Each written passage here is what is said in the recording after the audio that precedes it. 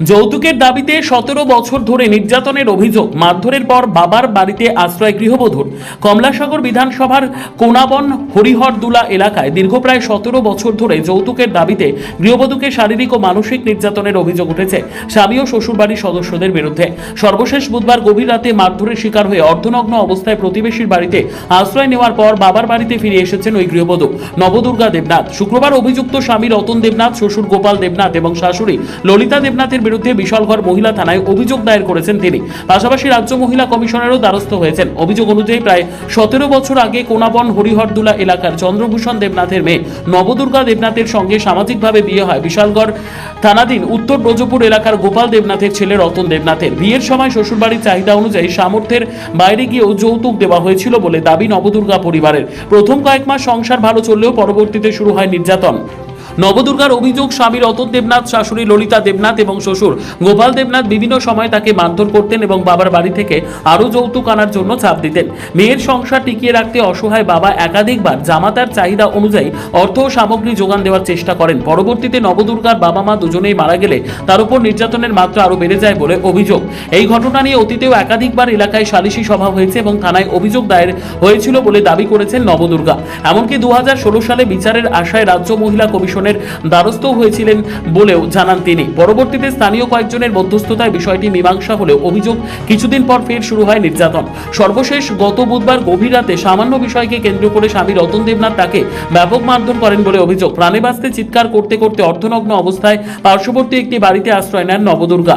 অভিযোগ, সেখানেও রতন দেবনাথ কাঠের টুকরো দিয়ে তাকে শরীরের বিভিন্ন স্থানে মারধর করেন। এক পর্যায়ে তিনি জ্ঞান হারিয়ে ফেলেন। পরে প্রতিবেশীরা তাকে উদ্ধার করে আশ্রয় দেন। রাত পোহানোর পর নবদুর্গা কোনাবন হরিহরদুলায় বাবার বাড়িতে চলে আসেন। শুক্রবার দুপুরে বিশালগড় মহিলা থানায় অভিযোগ জানানোর পাশাপাশি রাজ্য মহিলা কমিশনের কাছেও লিখিত অভিযোগ করেন তিনি। স্বামীর বিরুদ্ধে অন্য এক নারীর সঙ্গে অবৈধ সম্পর্কের অভিযোগও করেছেন নবদুর্গা।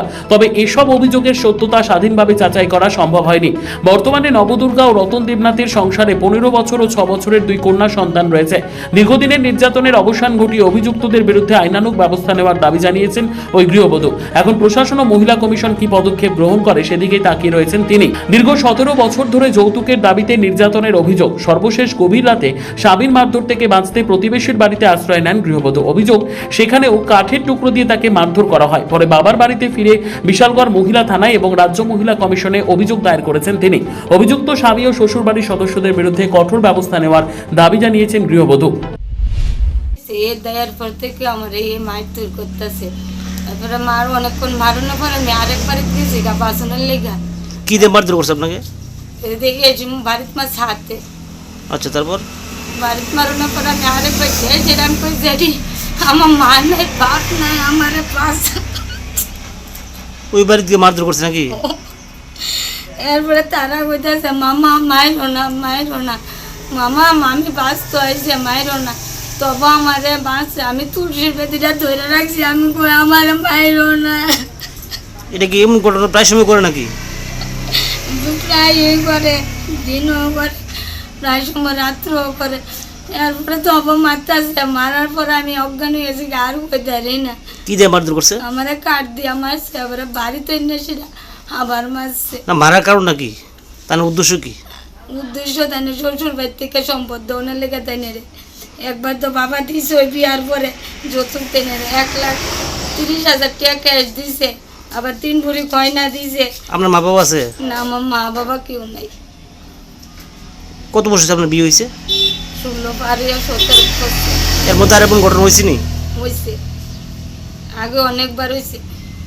2016-র ভিতরে নারী সমিতি কেসেছে আমার চর্মিষ্ঠা মেমে নিতে নেওয়ার পরে তারা যে কেস দিছে, আমি গুলো চুরি করে গেছি গা বাচ্চা ফেলাই দিয়ে, তখন তারা কুড়ে মীমাংসা করে দিছে।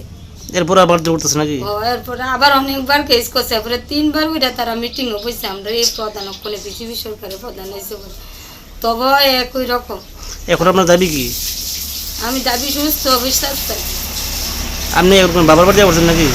আমি চিকিৎসার লেগে বাবার বাড়িতেছি। কোন মামলা করবেন? বিশালগড় থানা। মহিলা কমিশনের বিরুদ্ধে যাবে এটা কি? মহিলা কমিশনের যেমন থানা তো যাবো। আমার স্বামীর নাম কি? রতন দেবনাথ। এবার শ্বশুরও মারছে, শাশুড়িও মারছে আমারে। শ্বশুর নাম কি? শ্বশুর নাম গোপাল দেবনাথ। শ্বশুর আমার বুকটাতে একটা লাথি মারছে, আর শাশুড়ি আমার চুলের চিরা রাখছে না টাইম না, তারা প্রায় সময় এমন করতো নাকি? প্রায় সময় এরা পুত্রে কিছু কয় না যায়, তারা কি সম্পত্তির লোভে এমনই না অন্য কিছু? সম্পত্তি লোভই, জামাই নেশা করে, আবার বাজে দিকেও একটা সম্পর্ক আছে। এই সম্পর্কটাও কোন জায়গায় বাড়ি, শ্বশুর বাড়ি? উত্তর বুঝুক আপনার এখন কি বক্তব্য আপনার? বিচার চাই, সুস্থ বিচার চাই।